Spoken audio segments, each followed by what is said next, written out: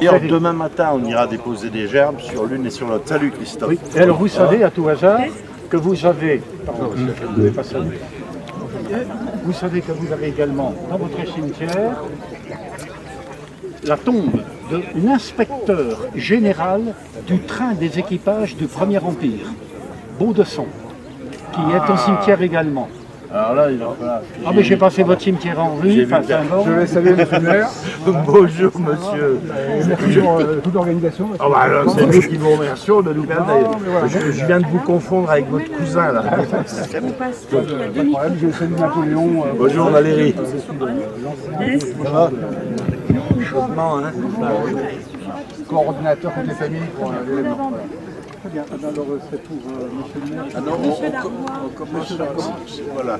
C'est monsieur Darbois ou monsieur Vandame. On va faire ça avec monsieur Darbois. Et on va se mettre c'est lui qui va avoir les micros.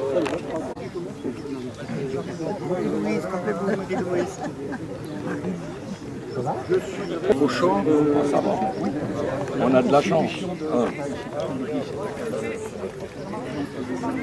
Oui, démonstration, oui. J'ai fait compris, il y avait un truc qui s'était pas dit.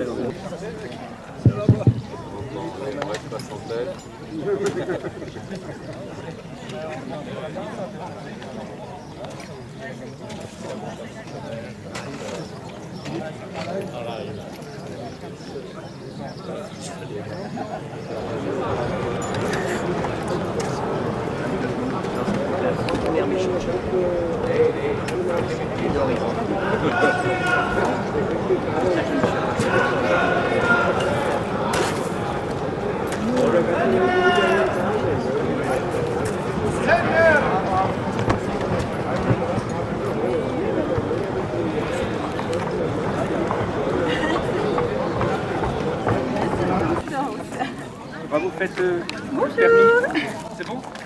Un grand merci, monsieur le maire, à vous et à toutes vos équipes de faire l'honneur à notre famille, la famille Maître, de pouvoir recevoir ici la ville de Châtillon-sur-Seine et le Châtillonnais en cette occasion impériale, celle du 250e anniversaire de la naissance de notre maréchal d'Empire. Nous sommes en effet tous ensemble ici pour célébrer la mémoire du maréchal Auguste Viès de Marmont et la gloire des armées impériales.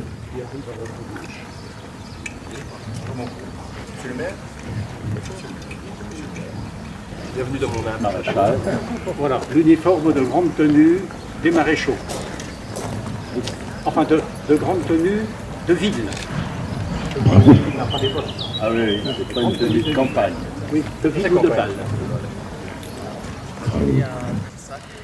Bienvenue au Château Marmont, la demeure de notre maréchal, avant de devenir celle de la famille Maître à partir de 1842. Cette maison est la maison d'un maire de Châtillon, Achille Maître, notre arrière-grand-père à ma génération. Fidèle à sa mémoire, nous entretenons les meilleures relations possibles avec la ville, ses maires et ses conseils municipaux successifs depuis plus de 150 ans.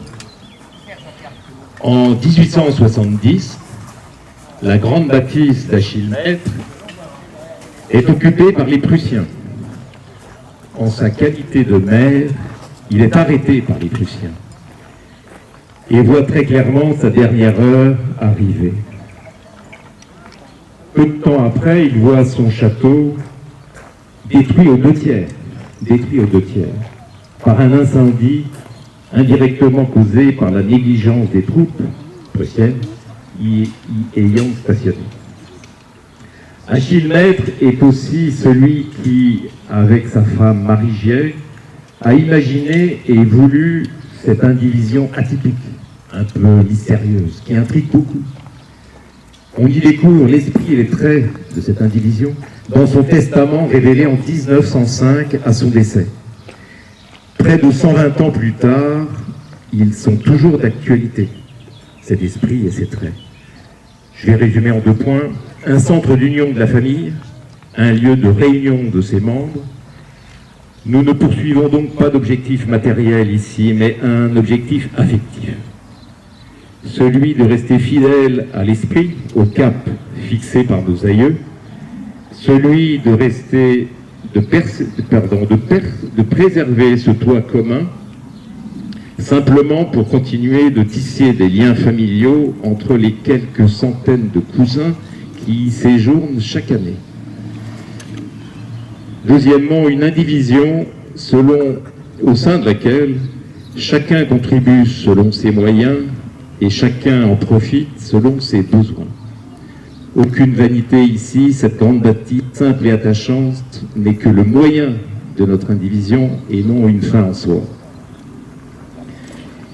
Nous sommes heureux d'offrir une fois de plus notre propriété à la ville et aux Châtillonnais, auquel notre aïeul maire, M-A-I-R-E, s'est dévoué jusqu'à l'extrême. On vient d'en évoquer quelques circonstances.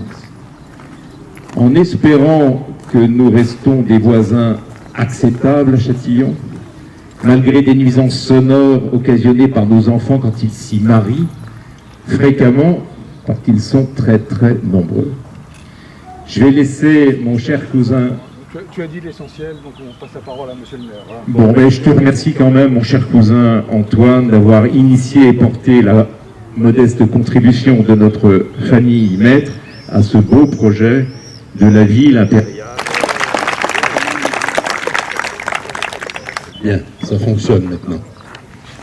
Sire, monsieur le maréchal, messieurs les officiers, sous-officiers, hommes du rang, mesdames et messieurs, je mesure la chance que nous avons aujourd'hui de célébrer la naissance d'Auguste Frédéric Liès de Marmont, né, vous l'avez rappelé, monsieur Vandamme, le 20 juillet 1774, dans les lieux mêmes où il vécut.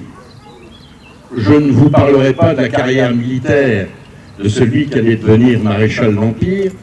Monsieur Pijard, ici, et monsieur Carly, ici, le feront bien mieux que je ne pourrais le faire. Je souhaite simplement rappeler ce qu'a apporté Marmont à Châtillon-sur-Seine, sa ville de cœur. Les souvenirs qu'a laissé ce personnage dans notre ville sont nombreux pour les actions qu'il mena dans les domaines de l'agriculture et de l'industrie, mais aussi par son amitié avec Bonaparte, qui perdura avec l'empereur Napoléon. Cette amitié qui fit que celui qui reste parmi les personnalités les plus importantes de l'histoire de France, je veux parler de Napoléon Ier, ce qui fit que Napoléon Ier séjourna à différentes reprises dans notre petite cité. Nous devons à l'indivision maître propriétaire du château d'être ici ce matin, et je les remercie très chaleureusement. Plusieurs cousins sont là, n'est-ce pas, hein, qui sont ici, monsieur Darbois, monsieur Vandamme et d'autres cousins. Merci à eux vraiment, parce que c'est vrai que ce patrimoine, ce château fait partie du patrimoine de la ville de Châtillon-sur-Seine, et de pouvoir y accéder de temps à autre, vous l'avez déjà fait d'ailleurs, vous l'avez rappelé tout à l'heure, hein, et c'est vraiment quelque chose dont il faut vous remercier. Je tiens aussi évidemment à remercier ma collègue Valérie Devos, qui est ici, qui est adjointe au tourisme, et évidemment Christian Carly, notre référent ville impériale, puisque c'est, et puis aussi Francine Chuic, qui est derrière nous là-bas, et qui est responsable, elle, de l'événementiel à la mairie de Châtillon, et sont eux qui ont préparé ce week-end impérial. Merci à eux. Merci également à M. Pijard, qui nous fait à chaque fois l'amitié d'être à nos côtés pour nous aider à comprendre cette période glorieuse de notre histoire. Merci également aux reconstitueurs, dont certains viennent de loin. Merci à l'orchestre de la garde impériale de Dijon, que nous avons le plaisir de revoir, puisque nous les avons vus l'an dernier, nous avons le plaisir de les revoir cette année. Enfin, merci à toutes celles et à tous ceux, les travailleurs de l'ombre, qui ont mis en place les éléments techniques de cette manifestation. Merci à ceux qui vont en assurer l'intendance. Et je n'oublie pas la gendarmerie, avec monsieur Dardenne qui est là, et qui, la gendarmerie qui veille à la sécurité de tous pendant ces manifestations, d'autant plus que la gendarmerie, vous le savez, est très sollicitée en ce moment pour d'autres choses. Notre petite ville est riche de son passé, elle est fière de faire partie des villes impériales. Pour terminer mon propos, je vais paraphraser, si vous le permettez, les propos de Bonaparte en Égypte. De ce château où il vécut, il y a 2 siècles et demi, Auguste Frédéric Viès de Marmont nous contemple sans doute. Ces mânes nous contemplent. Nous allons donc nous attacher durant ces 2 journées à faire revivre sa mémoire avec votre concours. Le concours du musée Trésor de l'X qui présente une très belle exposition sur Marmont qui, vous savez, a légué à la ville de Châtillon une grande partie des objets qui lui appartenaient, et aussi le concours de la médiathèque Victorine de Chastenay, qui a bien connu, elle aussi, Bonaparte, et qui présente aussi donc une exposition de documents particulièrement précieux. Voilà, je vous remercie de votre attention, je vous souhaite un bon week-end impérial à toutes et à tous. Merci.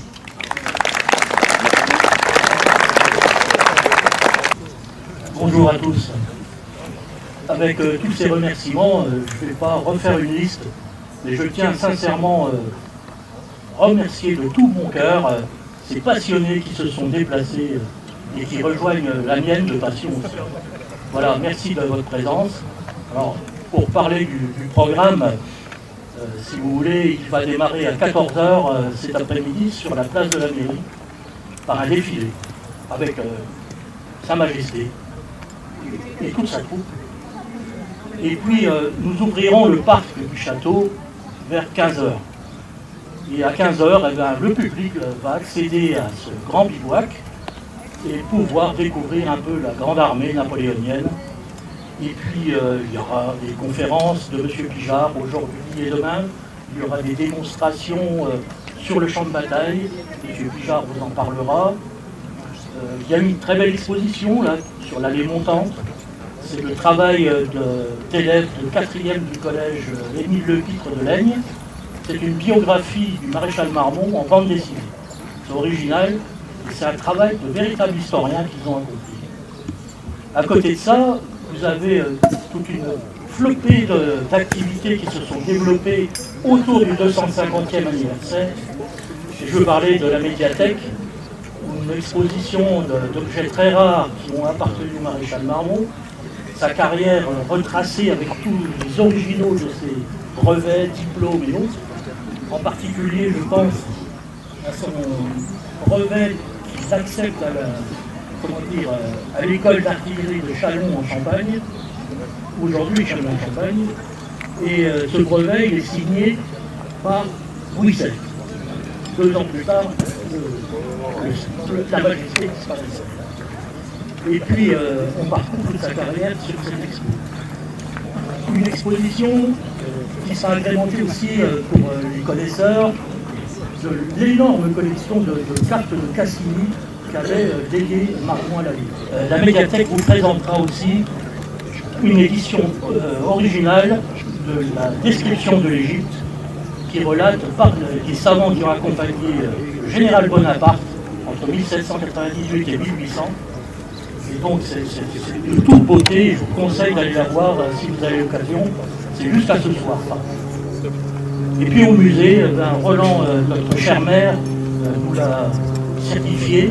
Il y a une collection Premier Empire admirable, avec des pièces très rares, que le maréchal a léguées à la ville. Et à côté de cela, l'équipe du musée a réussi à présenter aussi une très belle collection d'armes de l'époque. Épées d'apparat, sabres, casques, pistolets, carabines et fusils à chien. Et entre autres, 2 pièces exceptionnelles. Une épée d'apparat Général Budin, qui a été, qui a retrouvé sa terre, dernièrement, alors qu'il avait été inhumé en Russie. Et puis aussi un sabre du général Béliard, premier aide de camp du maréchal Murat. Voilà. À côté de cela, toutes sortes d'animations à l'office de tourisme font vivre aussi, pour les plus petits et les plus âgés, cette histoire napoléonienne. C'est-à-dire les propriétaires du château qui offrent le vin d'honneur. Maintenant, on boit, mais raisonnablement. Et on Reposez à l'empereur. Merci.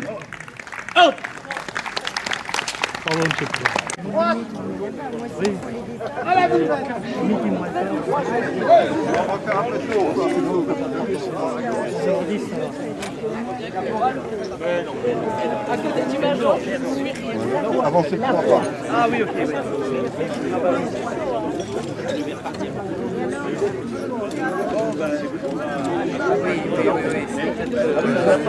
C'est plus stratégique à voir.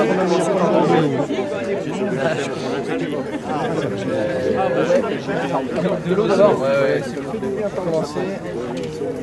Je pense que bon, merci, monsieur.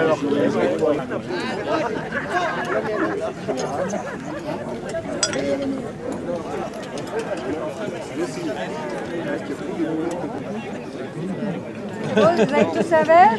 Attendez, je vais Ah, c'est bon, je le tiens.